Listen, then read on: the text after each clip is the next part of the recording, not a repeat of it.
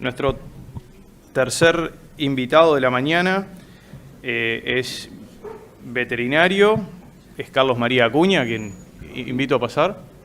Carlos Martí, perdón. María es su señora y nos acompañó ayer en el viaje y me quedé con eso en la mente. Es egresado de la Universidad de Buenos Aires, está radicado en Azul, provincia de Buenos Aires, desde que egresó. En la actividad privada trabaja en manejo reproductivo de rodeos de cría en la provincia de Buenos Aires, en Córdoba, en Santa Fe, en Chaco. Fue jefe de trabajos prácticos de la Cátedra de Bovinos de Carne para la Facultad de Agronomía de Azul. Ese está limpio. Tutor de residencia de la Facultad Veterinaria de la Universidad Nacional del Centro de Tandil, provincia de Buenos Aires. Desde el 85 desarrolla la prueba de capacidad de servicio, habiendo evaluado 20.000 toritos vírgenes, 15.000 toros adultos. Dicta cursos sobre examen de fertilidad de toros en Azul desde el 91. Lleva dictados 42 cursos, 663 veterinarios se han formado en ese contexto. Es casado, padre de 6 hijos, 22 nietos y la nota de colores que compartimos el viaje ayer desde Montevideo hasta acá y este currículum que está bastante abreviado ahora se enriqueció de muchas anécdotas, entre ellas de que hay en sala hoy algunos estudiantes que participaron de tus cursos en Azul y que tú recordabas con mucho cariño y seguro ellos también. Así que adelante, muchas gracias. Buenos días. Estuve acá hace 5 años, en septiembre del 2017, y siempre me impresionaron estos dos carteles de la misión y la visión, ¿no? Y hoy mientras los veía, y veía todo lo que ha hecho Elinia y el taller de evaluación de preñez, que esa interacción público-privada me produjo una santa envidia para mí, ¿no? Para la Argentina, de poder hacer algo parecido. Y también me vino a la cabeza una frase de un especialista en marketing, Philip Kotler, que dijo que hay 3 clases de empresas, que podríamos pensar en Elinia y en el taller de evaluación de preñez. Aquellas que producen hechos, aquellas que perciben los hechos que están sucediendo y aquellas que se preguntan qué está sucediendo, ¿no? O sea, evidentemente, producir hechos requiere arriesgar un prestigio y patrimonio en pos de un ideal, y poder haber llegado hasta 20 talleres me parece algo impresionante, que después vamos a ver la frutilla del postre después del almuerzo, dijiste, ¿no? La vamos a ver ahí. Y yo cuando empecé, creo que en febrero me llamó Gabriel, después hablé con vos, Graciela, pensando en el tema, evidentemente relacionado con los toros, ¿no? Eso tengo. Y dije, bueno, no voy a hacer una charla tan formal, con gráficos, con todo, datos y demás, ¿no? Porque, y perdonen que sea autorreferencial, pero a mí me gustaría, al que le guste el tema y quiera profundizarlo, entran en mi página, tienen 36 artículos y 95 videos, o sea, y ahí tienen todos los números, todos los datos fríos, que yo si me pongo acá y explico algún ensayo, se me van los 20 minutos. Entonces, más vale, yo les voy a contar mi forma de trabajo, los casi 50 años de veterinario que cumplo ahora en enero que viene, cómo reviso los toros, por qué, qué hago, y bueno, y pueden o no compartir mi forma de trabajo, pero yo voy a hablar de lo que hago yo y de lo que a mí me hizo bien, y todavía hace 50 años que estoy viviendo en Azul, crié a mis 6 hijos y no me han echado, así que, pero muchas cosas no significa que todos digan amén y estén de acuerdo, muchas cosas van a pensar distinto y bienvenido sea disentir y poder debatir en algún momento, no acá, que en tan pocos minutos tenemos, ¿no? Pero siempre digo, voy a hablar de lo que yo hago. ¿Y qué hago, no? El examen de fertilidad en toros, esta simple palabra, es el curso que doy desde el año 91 y que dura una semana, ahora dura 3 días. Así que se imaginan que pretender exponerlo acá van a ser algunos flashes, algunas ideas, e insisto, después el que quiere lo va a profundizar, ¿no?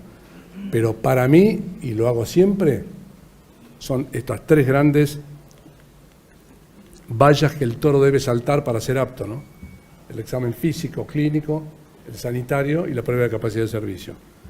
Desde el año 73 al 85 tenían 2 vallas los toros que yo revisaba para saltar, que era la parte física y clínica y toda la parte sanitaria.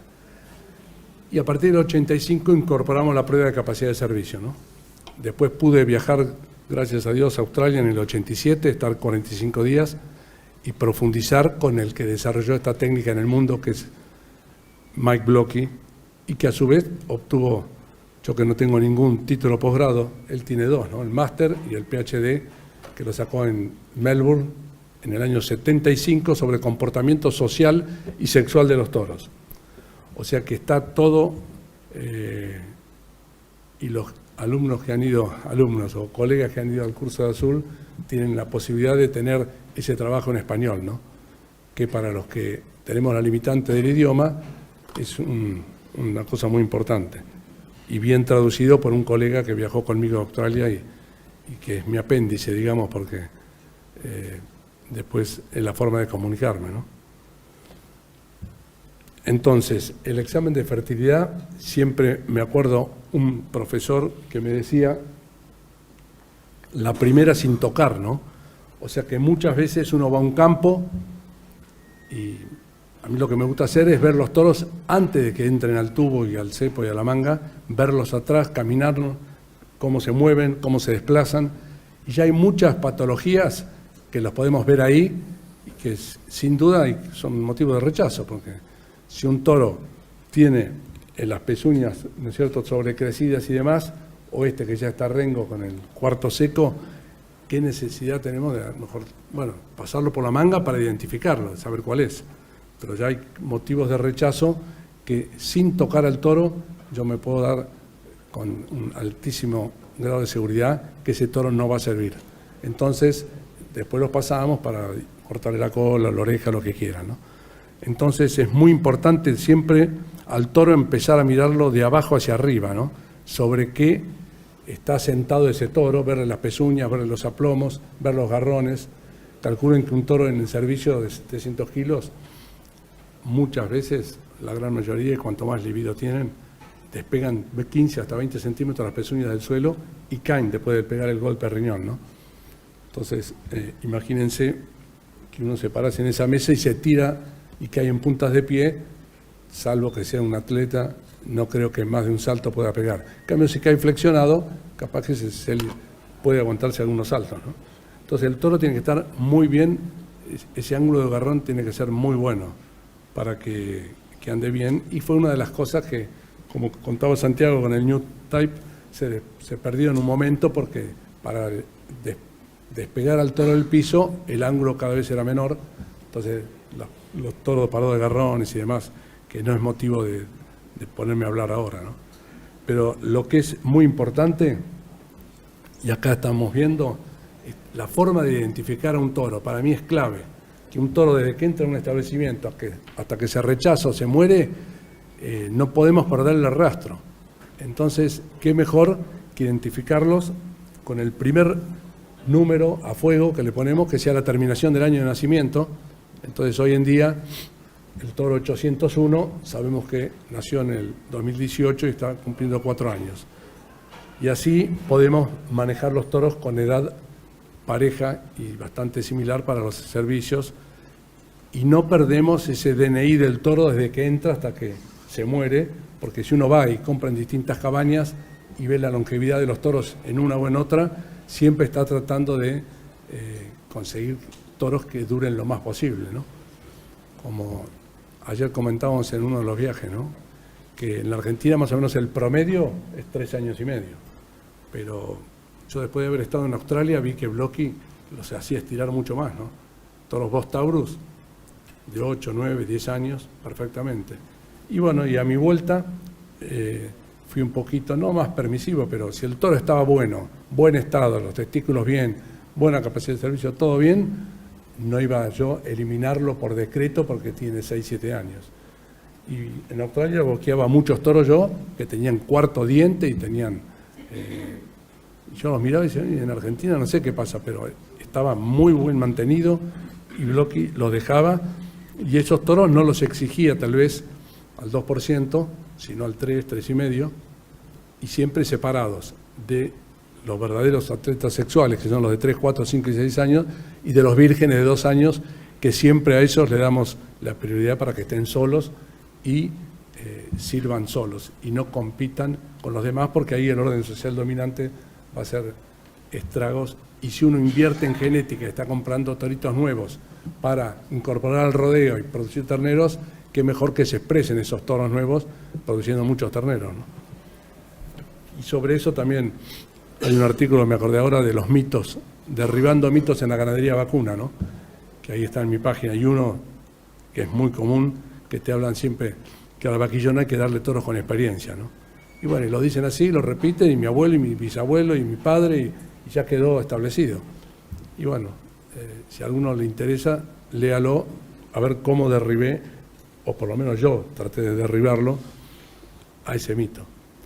Después, hoy en día, estamos también, desde el año pasado, trabajando con el bastón electrónico, que nos dio mucha agilidad en el trabajo. Si bien para el momento del entore en el potrero no te sirve, no va a estar el hombre del caballo con el bastón, pero el toro está pelechado ahí, entonces ya el número a fuego se nota perfectamente, y el trabajo en la manga el otro día, cuando fue un ingeniero uruguayo que hicimos ahí una filmación para un curso, eran 170 toros, todos numerados a fuego y con botón electrónico, o sea, y pelamos 1 o 2 que habían perdido el botón, porque la pelada, rasqueteada, detectar el número es complicado. Entonces pasaban con el botón y ya está asociado a la caravana de cenaza, al número a fuego.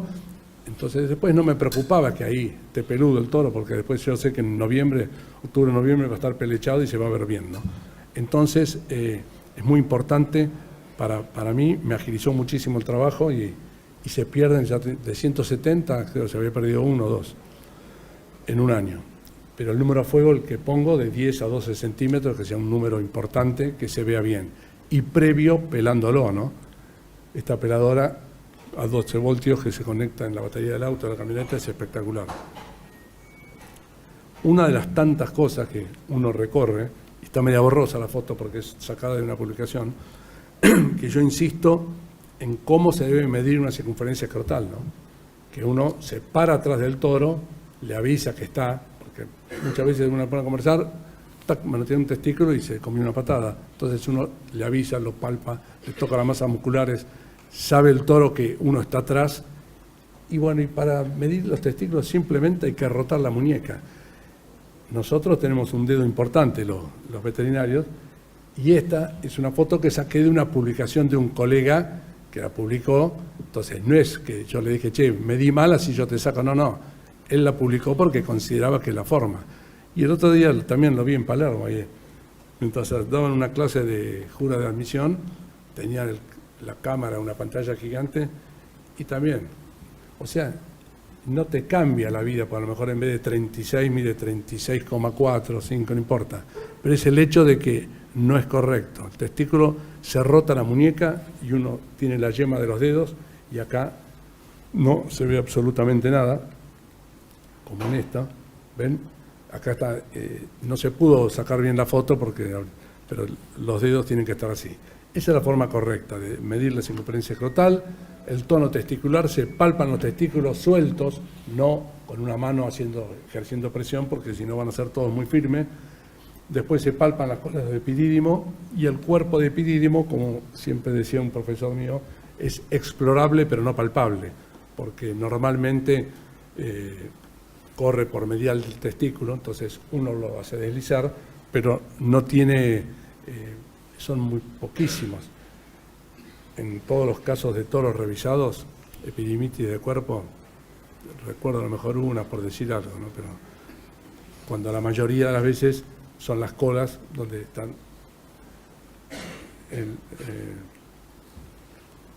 las colas donde están la patología, ¿no?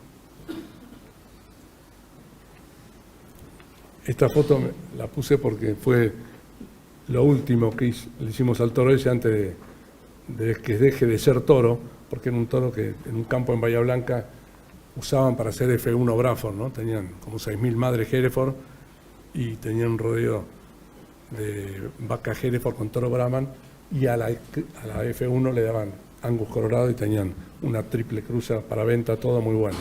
Pero este era imposible tenerlo, entonces al final, el día que lo agarraron, al cepo no se lo pudo meter, lo lanzamos, lo raspé antes que ejecutara el muchacho la obra maestra.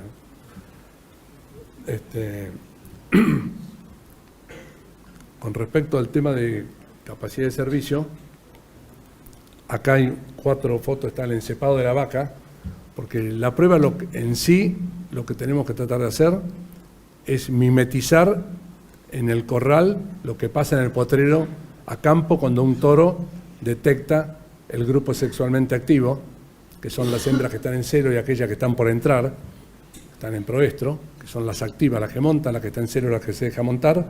El toro detecta por la vista ese GSA, se dirige hacia él y el 92-95% del tiempo que pasa el toro en el rodeo está en un grupo sexualmente activo, en un radio que no supera los 30-50 metros, caminando con ellas. Caminan 1 kilómetro por hora, 24 kilómetros por día, y van reclutando a todas las hembras que están por entrar en celo, que están en proesto, dejan a sus terneros a cargo de alguna, lo que llamamos la nursery, que hay una vaca o 2 con 20 terneros, y las otras dedicadas a la actividad sexual. Entonces, a la hora de utilizar y de determinar el porcentaje de toros en el rodeo, la extensión del potrero no es tanto como también se dice, otro de los mitos, potrero grande, más toros, como si fueran, y no es así.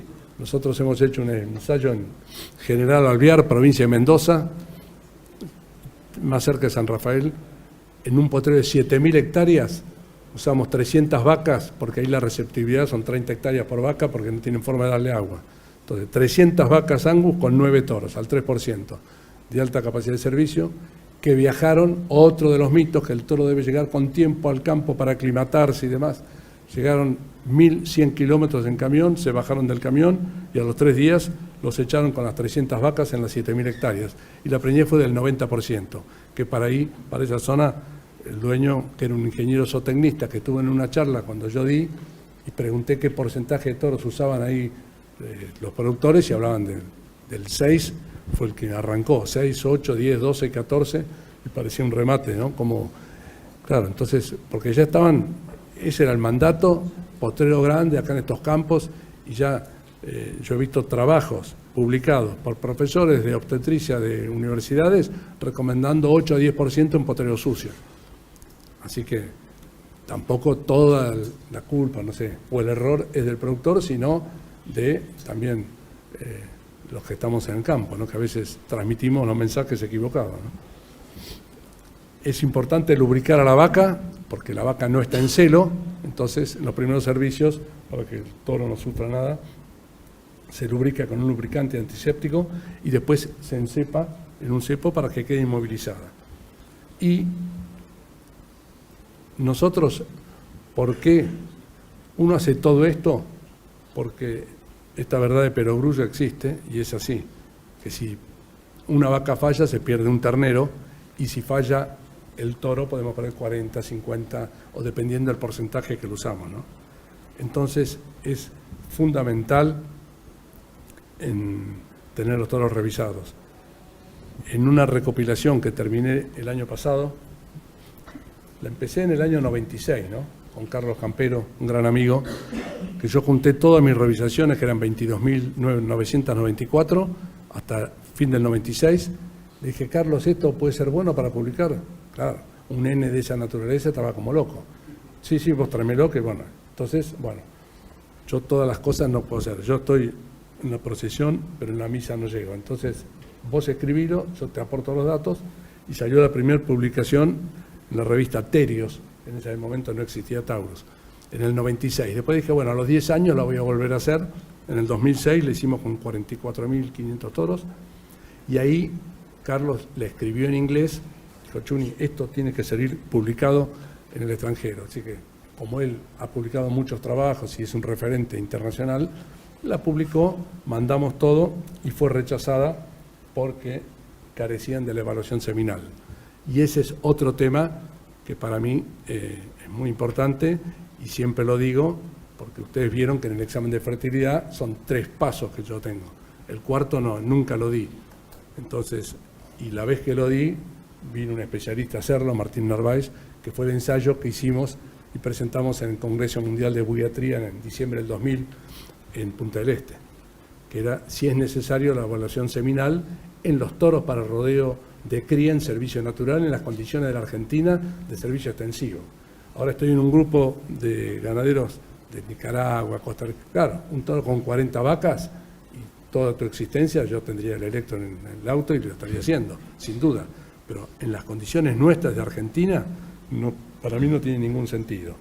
No es que esté en contra, al toro no le va a afectar que le saquen semen para revisarlo, pero nuestro ensayo con 40 y 50 toros, tuvimos un toro con una patología espermática, tail stump, cola corta, que no preñó, o sea, preñó el 9%, o sea, y a todos los toros con la clasificación del canadiense BART, satisfactorio, cuestionables e insatisfactorios, hicimos que entraran a servicio natural, porque si yo digo que hay un 10% cuestionable, pero eso, los cuestionables preñaron exactamente igual, sin diferencias significativas que los satisfactorios, en 21 días, con vacas en servicio natural, sin ternero.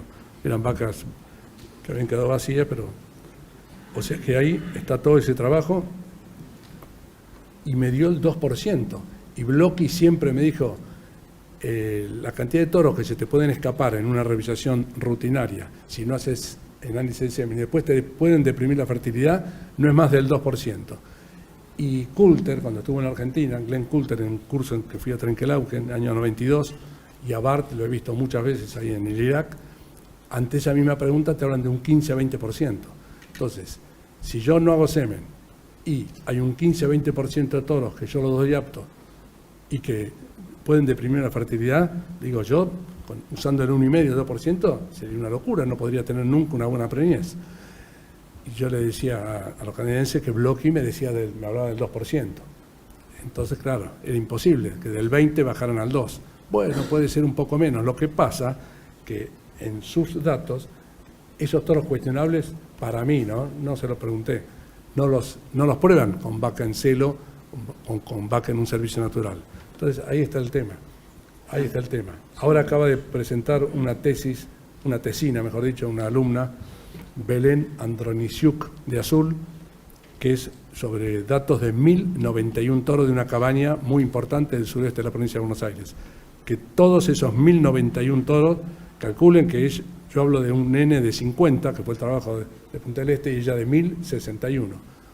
Hubo 6 toros insatisfactorios, pero cuando leí el trabajo en profundidad, de los 6 toros hubo 2 con papiloma peniano, otro con un desprendimiento de la cola epidimo, o sea, el papiloma se ve en la monta, lo ves en la prueba. No necesitas del electro como prueba complementaria, que ella un poco pone en la conclusión, que es muy importante para verle el pene, pero como yo hablaba con el tutor de su tesina y me decía, claro, no, el tema no es así. De los 6 toros hubo 2, de los 1.061, 2 con un semen insatisfactorio. O sea que la tesina esta a mí me dio mucho más fuerza, porque nosotros teníamos 50 y un toro era del 2%. Esta 1.061, 2 toros, el 0,2, semen insatisfactorio. Así que esa es mi posición en eso, y bueno, y el trabajo no fue publicado internacionalmente por eso. Y después lo actualizamos, después sigo yo, la última publicación de Tauro fue en el 2019, con 64.000 toros, y ahora a fin del 2021 tengo 66.150 toros revisados, con el 8.4% de toros de rechazo por todo, ¿no? Y de los 33.000 que tienen la revisación clínica y después pasan a la prueba, pues no son todos, pues 12 años no hice la prueba y algunos clientes actualmente no la hacen tampoco. Ahí tuvimos un 4%, o sea que hubo un 4% de toros aptos físicamente, clínicamente, sanitariamente controlados, que cuando pasaron por la prueba fueron de rechazo, ¿no? ¿Quedan 5 minutos? 5. ¿Sí? Las venerias es la única limitante que tiene la prueba para hacerla.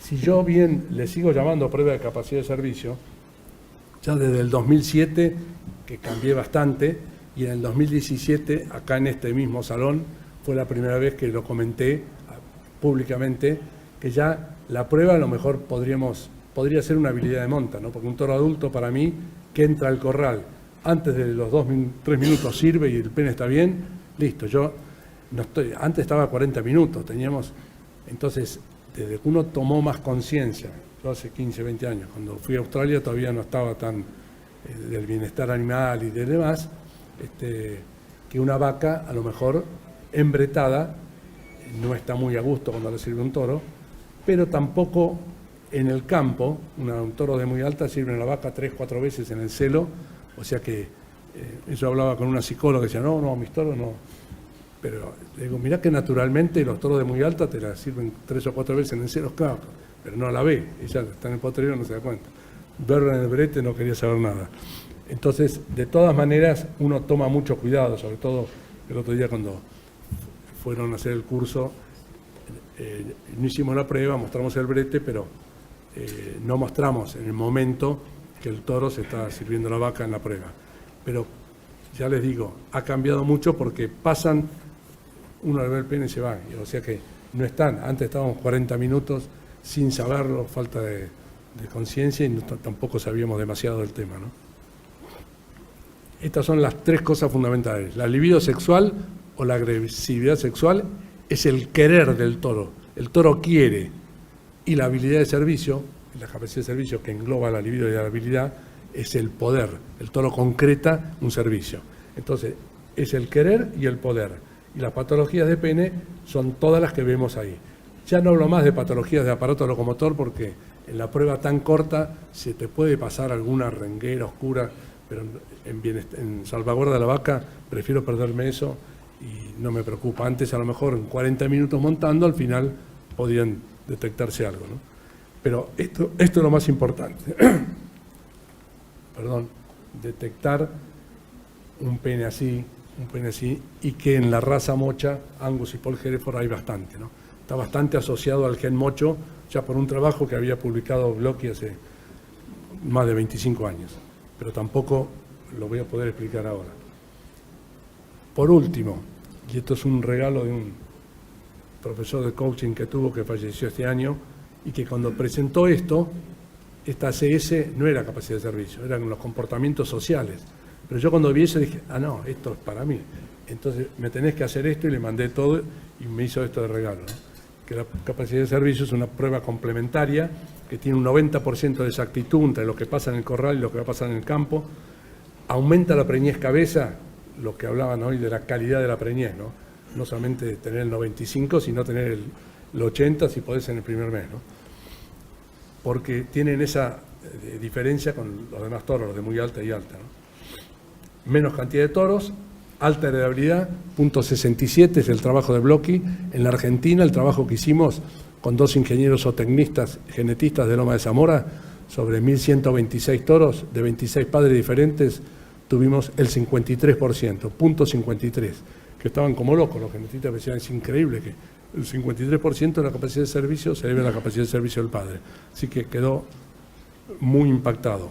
Alta repetibilidad, .86, a lo largo de su vida, el toro repite, salvo que tenga una lesión, una impotencia que hunde. Se agusana el pene en el servicio, se le cae el glande, pasa a ser 0, monta y nunca concreta, pero es un problema que tiene el toro, nada más por una lesión, ¿no?